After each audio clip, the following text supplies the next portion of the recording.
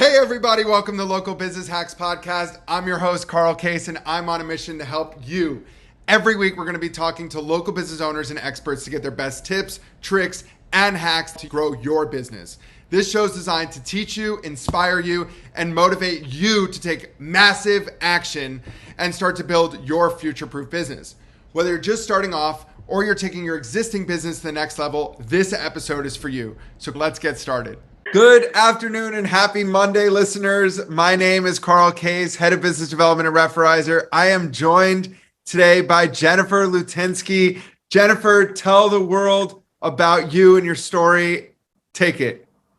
Hi, Carl. Nice to be here. My name is Jennifer. I am a wellness coach, Reiki Master, healer, meditation instructor, personal trainer, all things.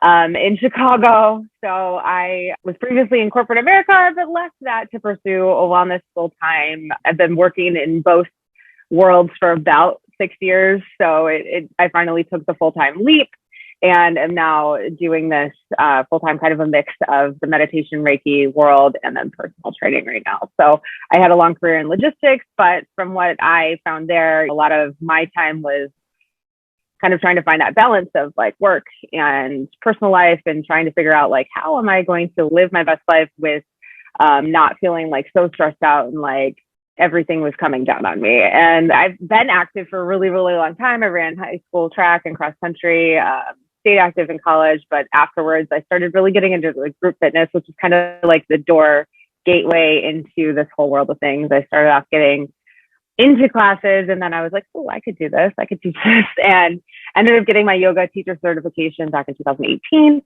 So I ended up doing that, which kind of spiraled into Reiki meditation and all of the other things layering onto it. So, I mean, I think once you get like a crack in the door open, it kind of opens your eyes to all these other things that you didn't know were there.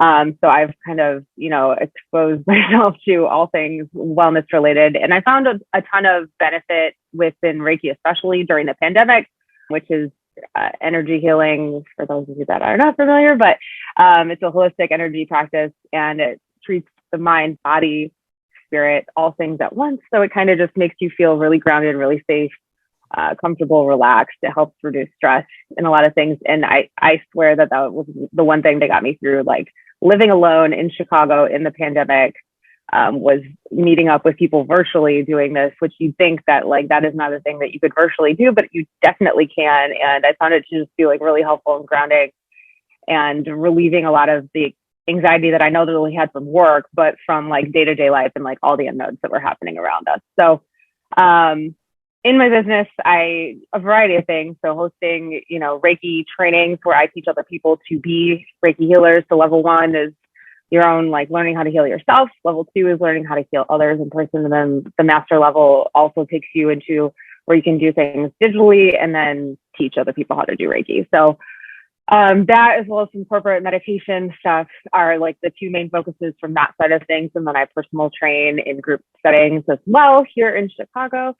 So that's kind of like a mix of where I'm at right now. So it's been a road of kind of just like sparking my interest and taking things that I found to be helpful in my life and then helping others to find ways to use those practices in their own lives. So I kind of find a balance of the two, of the fitness and the like yin yang side with the Reiki and meditation, that I find both to be helpful with one another, where you can't really necessarily go all in on fitness and not work on like your mind and your stress relief and things like that, because fitness is only going to do so much. And you need other practices to help yourself feel calm and centered. So I want to transition a little bit into what we ultimately have this podcast for, which is local business hacks.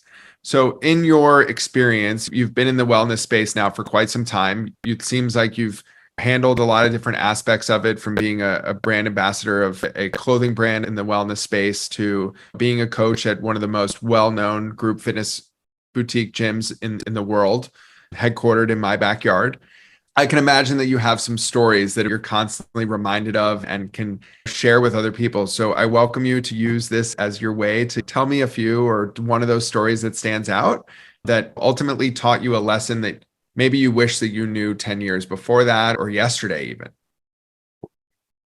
I think living in a big city has kind of like opened my eyes to a lot of things that I think I wouldn't have necessarily seen should I be residing elsewhere. So, I mean, that's part of it, of where like I just have so many like different gyms and studios and options for different things to see. But I would say, what I wish I would have known like before is just wherever you're living, just really kind of trying to find that community of wherever it is that feels like home to you. Because I think the biggest thing that a lot of adults, once they have a family settle down, or even if they don't, but it's trying to find that like routine that works for them, of level of activity that is sustainable and that they're going to stick to. I've never been one who's been gonna go to a big box gym and sit there and like lift weights and not have someone tell me what to do. I've done better in group settings, any of it.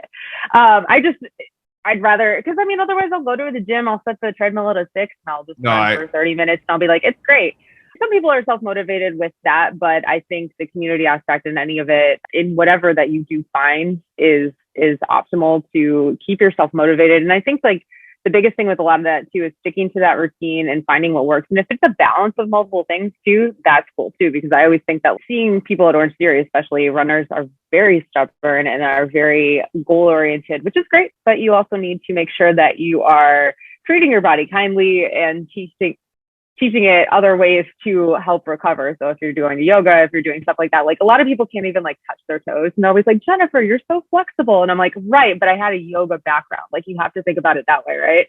Yeah. So I have a yoga practice that I keep up with that helps me to run better. And I think the two like balance each other out, where it's like, it turns into this thing of where we think that like, because I'm a guy or because I'm a runner, you know, I'm not a yoga person, you know, like, yeah, everyone can be a yogi, and a yogi doesn't have to be like sitting in this like crazy posture. It's just like moving your body in a way that's going to help loosen things up, stretch things out, and keep you more mobile as you proceed forward into adult life. So I think that like, that's probably one of the biggest things. And even, you know, here, I found like so many great connections through even like running shoe stores and stuff like that, where they'll have like group runs and a lot of that stuff. And it's like, find a way to meet people that you're going to enjoy spending time with, because often, especially as we found in the pandemic, if things are shut down, like sometimes those are the only people that you're seeing in a day when you can't get out of your house otherwise, right? So find something that like works for you, and that's going to be sustainable. And do I think that I'll run until I'm in my 80s? I don't know. Maybe. I would love to. But it's like finding that balance of things that like works and that continues to keep you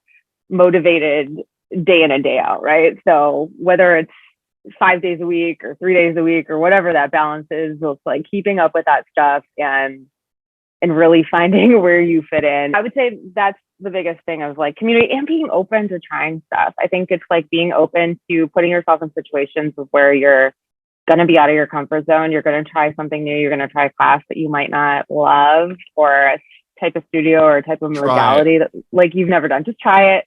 I think it, and you don't ever have to go back. A lot of places offer free stuff for your first class, your first week, your whatever, sometimes their first month, or it varies by wherever you're going. But I think that that's one of those things too, is like, even as an adult, finding that curiosity to continue to open ourselves up to new, and we always get stuck in our routines. So I think it's finding that and finding what works. So. You don't know till you know. Exactly. Well, that's awesome. I remember the first time that I jumped into a Pilates class. Reformer or like a mat class? No, a reformer. I was given a real rude awakening. Yeah, those are humbling. And you're like, I'm in shape. This is great. And then you're like, I am not. My core sucks. And I cannot do any of the things that this woman is telling me to do. And you're just like, I might vomit, and it's not moving that fast. Put the words out of my mouth. Yeah. So those are more humbling than we care to admit oftentimes, but fun to go to and to wrap into the routine. Yes. So moral of the story is, if the culture doesn't fit you, make a change immediately, because it's most likely to adapt to you. Surround yourself around people that are loved and appreciated in the same way that you are, and the things that you bond with, because you'll create everlasting long-term relationships that you know, those people become your best friends and whatever, but you have a premise behind something that you both love. Yeah. And lastly, God bless you people in corporate America. Please make sure that you're making an impact in the things that make you and drive your motivation, because if that's not making the impact, then you probably are in the wrong place. For sure. I agree. I agree 1,000%. Jennifer, unfortunately, we are out of time for today's episode. So I want to thank you. I want to thank our listeners for joining in and hearing your inspiring story. Thank you so much. I appreciate you asking me to be here, and I will be sure to catch your podcast from last week to find out the story about your own journey. So I'm excited to hear more there. Awesome. Thank you, everybody. We'll see you on next week's episode. Thank you so much. That's it for this week's episode. I hope you found it helpful. Be sure to head over to our site, local-business-hacks.com, to check out the show notes and send me questions or ideas for future episodes. If you want to grow your business, just like the people you've heard from here, follow Local Business Hacks Podcast and tune in for new tips, tricks, and tactics. Until next time, thanks for listening and keep hacking.